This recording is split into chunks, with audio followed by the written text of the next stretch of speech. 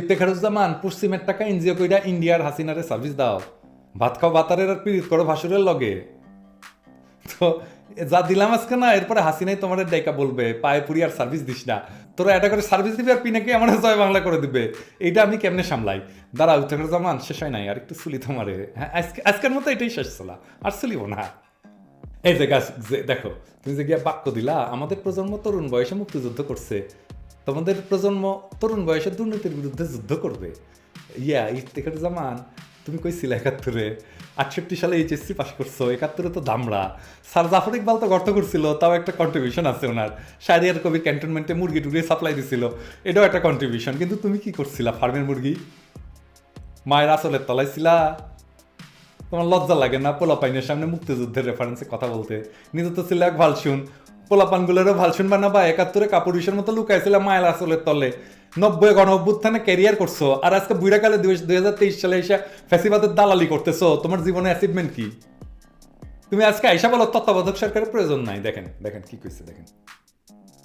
তবে বেশি চালাক আর বেশি আত্মবিশ্বাসী মানুষ মাঝে মাঝে হাসিনার মতো বোকামি করে ফট করে সত্য কথাটা বইলা দেয়। ইফতেখারুজ্জামানও কইছে, দেখেন বলছে টিআইবি সরকারের সহায়ক শক্তি। এই সরকারের আমলে নাকি, মানে কাঁঠাল রান্নি আমলে নাকি রাষ্ট্র শক্তিশালী হয়েছে। এই ইফতেখারুজ্জামানের কাছে খালেদা জিয়া তো দুর্নীতির মামলায় দণ্ডিত আসামি বইলা বিবেচিত হবে, যে মনে করে শেখ হাসিনার আমলে রাষ্ট্র শক্তিশালী হয়েছে।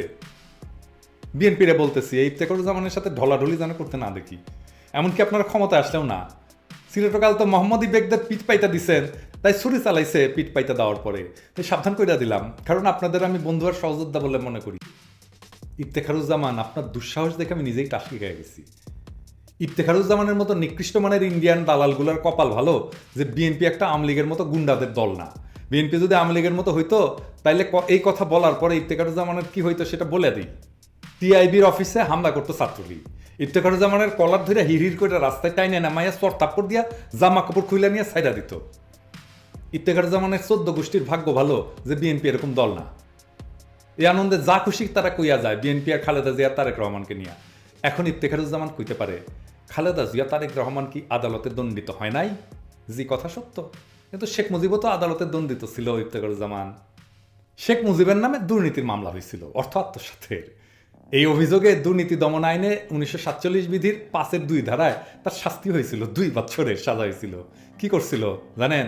পশ্চিম পাকিস্তানে গভর্নরের অধীনে পরিচালিত হইতো একটা সামাজিক কার্যক্রম, নাম ছিল urban community project and village aid. এইটাই শেখ মুজিবুর রহমান 1956 সালে 7ই সেপ্টেম্বর নিয়োগ পান, আর অর্থ আত্মসাতের দায়ে তিনি 1957 সালের 7ই আগস্ট পদত্যাগ করেন। অর্থ আত্মসাতে তার সহযোগী ছিলেন কাবু আজি নাসের। তো এই অভিযোগে মামলা হয় শেখ মুজিব আর কাজী আবু নাসেরের বিরুদ্ধে। 1960 সালে এই মামলার রায়ে শেখ মুজিবকে 2 বছরের কারাদণ্ড এবং 5,000 টাকা জরিমানা, অনাদায়ে আরো 6 মাসের কারাদণ্ড দেওয়া হয়। এই যে দেখেন তার প্রমাণ। হাসিনা যে বলে তার বাবা রাজনীতির জন্য জেলে গেছিল, সে জেলের পায়খানার গবাক্ষ পথে চিরকুট ফেলা ভাষা আন্দোলনের নেতৃত্ব দিতেন, তো তার মধ্যে যে দুর্নীতির দায়ে কারাবাস ছিল সেটা বলে কখনো? বলে না। এই যে ইফতেখারুজ্জামান, শেখ মুজিবের তো সাজা হয়েছিল দুর্নীতির দায়ে, তাই না?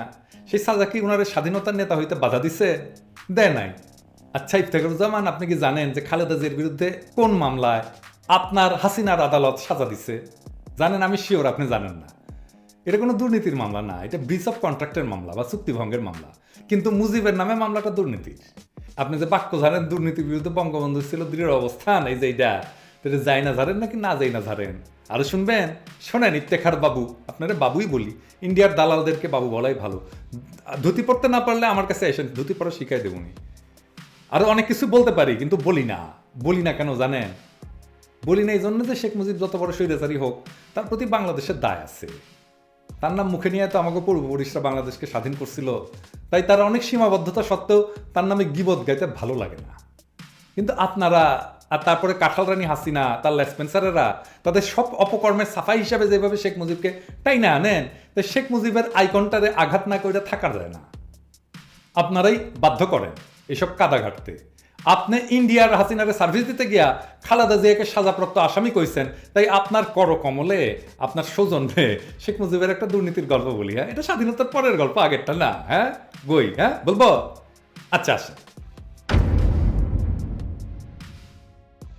আমি বানায় বলতেছি না কথাটা, আমি বানায় বানায় কথা বলি না। আমি যে গল্পটা বলবো সেটা মুক্তিযুদ্ধ পূর্বাপর কথোপকথন এই নামে প্রথমা থেকে বই বাইর হয়েছে। এই বইটা, সেই বইয়ে মুক্তিযুদ্ধে অংশগ্রহণকারী 3 জন যোদ্ধার সাক্ষাৎকার ছিল। এই 3 জন হইতেছে, একে খন্দকার আওয়ামী লীগের মন্ত্রী ছিল, হাসিনার সরকারের মন্ত্রী ছিল, এছাড়া মইনুল হাসান আর এসান মির্জা, এই 3 জনের সাক্ষাৎকার প্রথমা প্রকাশন বাইর করে।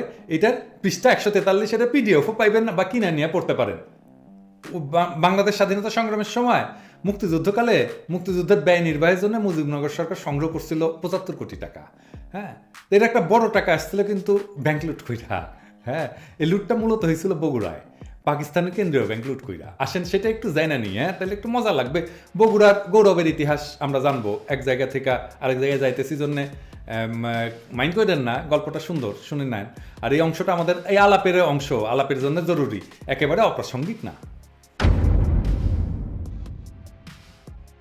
বগুড়া শহরে 1971 মুক্তিযোদ্ধাদের প্রবল স্থানীয় প্রতিরোধ গড়ে উঠছিল।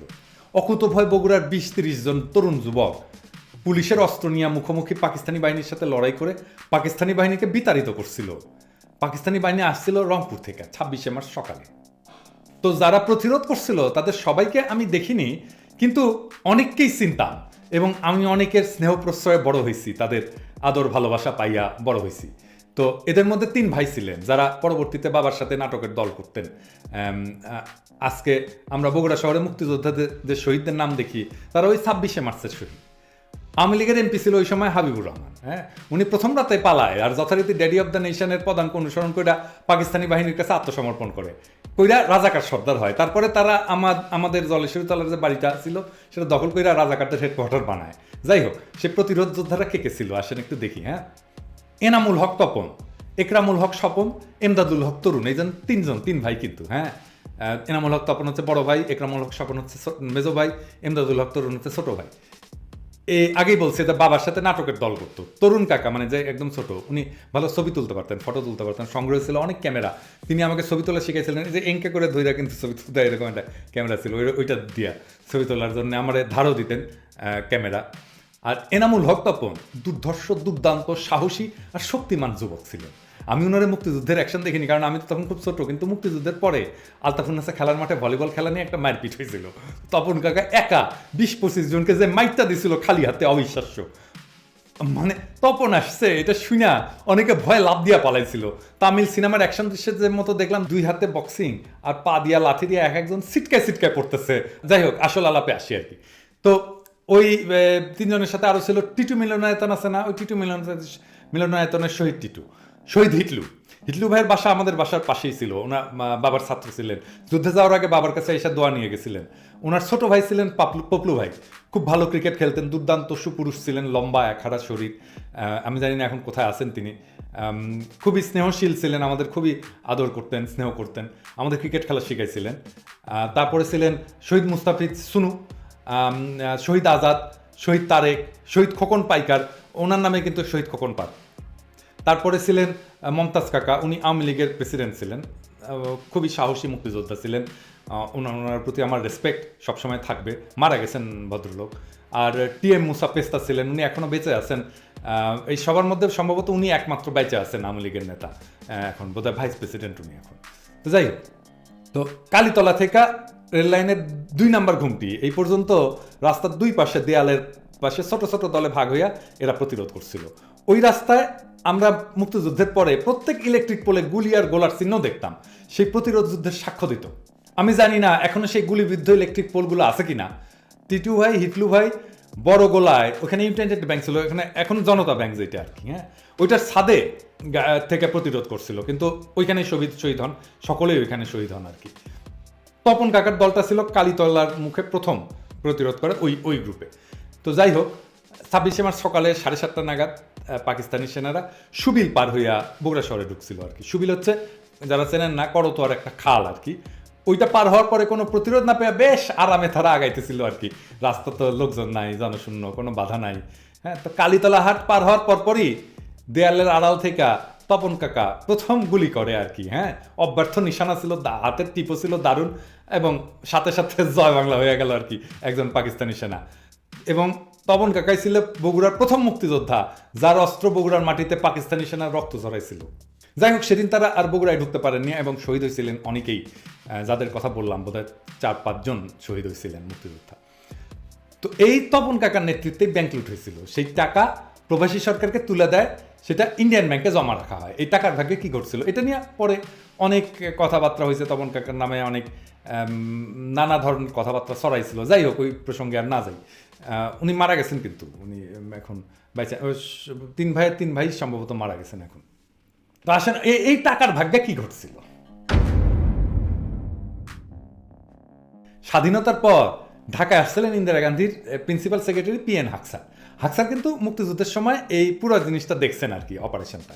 তো হাকসার বাংলাদেশ প্রসঙ্গে ভারতের প্রধান আমলা ছিলেন। ঢাকায় এসে বিভিন্ন বিষয়ে আলোচনা করেন শেখ মুজিবের সাথে। আলোচনাকালে উনি বলেন যে মুজিবনগর সরকারের কিছু টাকার প্রসঙ্গ তখনও ভারতীয় ব্যাংকে গচ্ছিত ছিল।